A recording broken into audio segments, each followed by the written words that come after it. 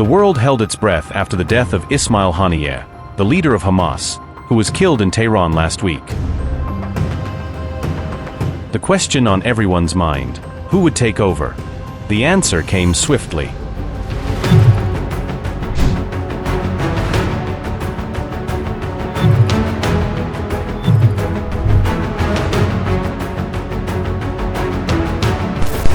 Yahya Sinwar, a known hardliner and mastermind of the October 7th attacks against Israel, has now emerged as the new chief of Hamas. However, Sinwar's appointment could drastically alter the dynamics in Gaza and the Israeli-Palestinian conflict.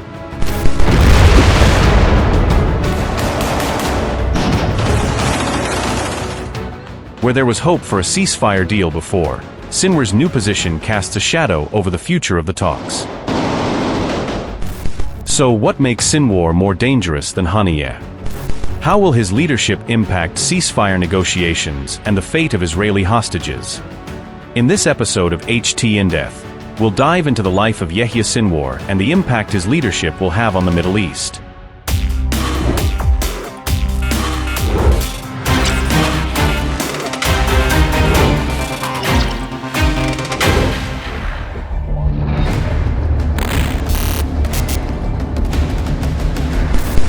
Born in Khan Yunis, Gaza, in 1962, Yahya Sinwar joined Hamas in his youth and quickly rose through the ranks due to his strategic mind and ruthless tactics. His leadership in Gaza has been marked by an unwavering commitment to armed resistance against Israel. In fact, Sinwar was the mastermind behind the devastating attacks on Israel on October 7, 2023.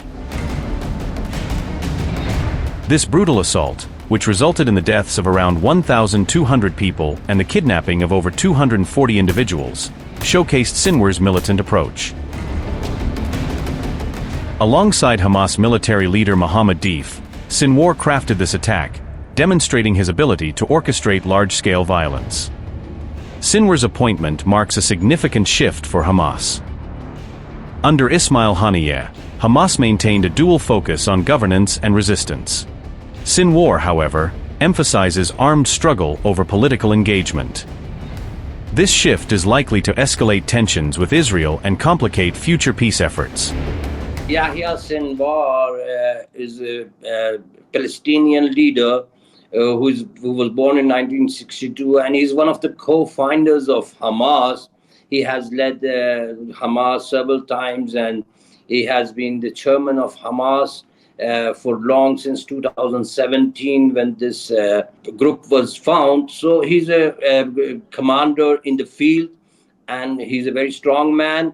And the selection of Yahya Sinwar has a clear and very true message to the Israeli regime and the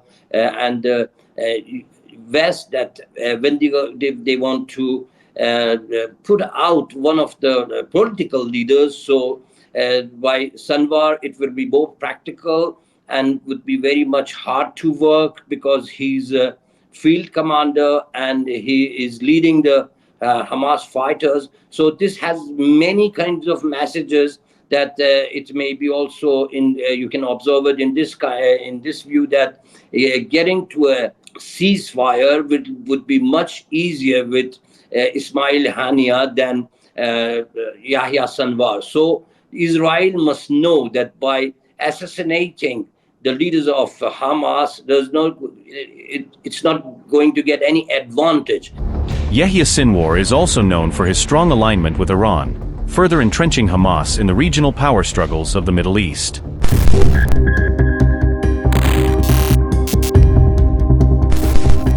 Unlike Ismail Haniyeh, who was seen as a pragmatic leader, Sinwar's leadership is anticipated to complicate ceasefire negotiations.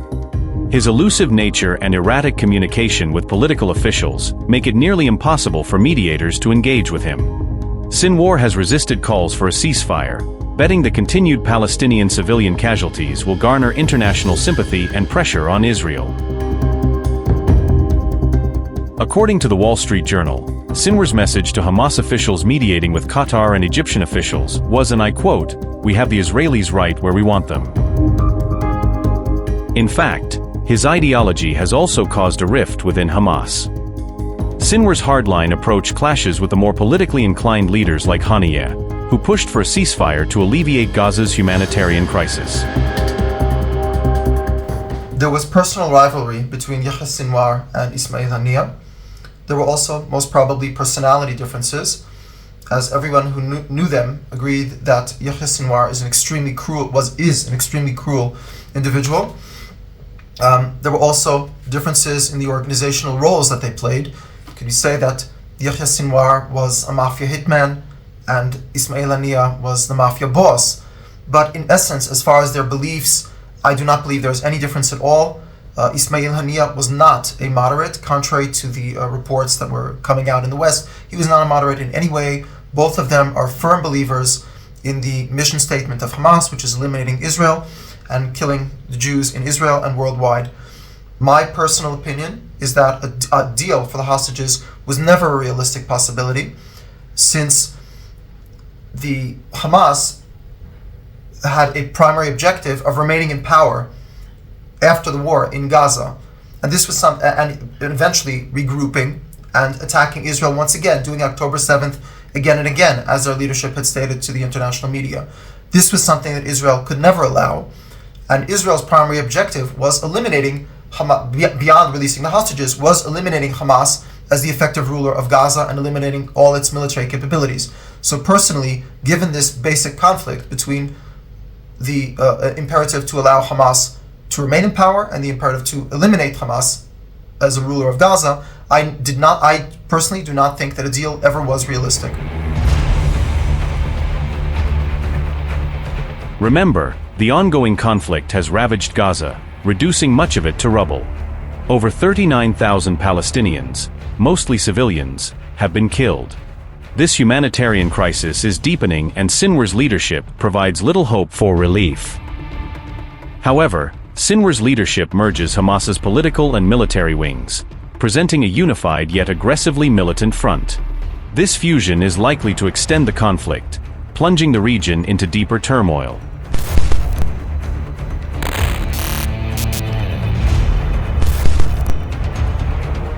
Israel has vowed to eliminate Sinwar, holding him responsible for the October 7th attacks.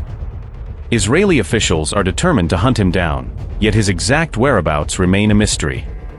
Israeli officials have said they believe he is in a tunnel in Gaza. Responsible for one of the most horrible terror acts in history, the 7th of October. There is only one place for Yahya Sinwar. It's next to Muhammad Deif, next to Randur, next to Ayman Nofel, next to all the terrorists that were responsible for the 7th of October. This is the only place we are planning for Yahya Sinwar. U.S. Secretary of State Antony Blinken highlighted Sinwar's role in blocking ceasefire efforts, emphasizing that his leadership codifies his decisive influence within Hamas. We continue to work intensely to de-escalate tensions in the Middle East and to prevent the spread of conflict. Over the past few days, we've been in constant contact with partners in the region and well beyond. In those conversations, we've heard a clear consensus. No one should escalate this conflict.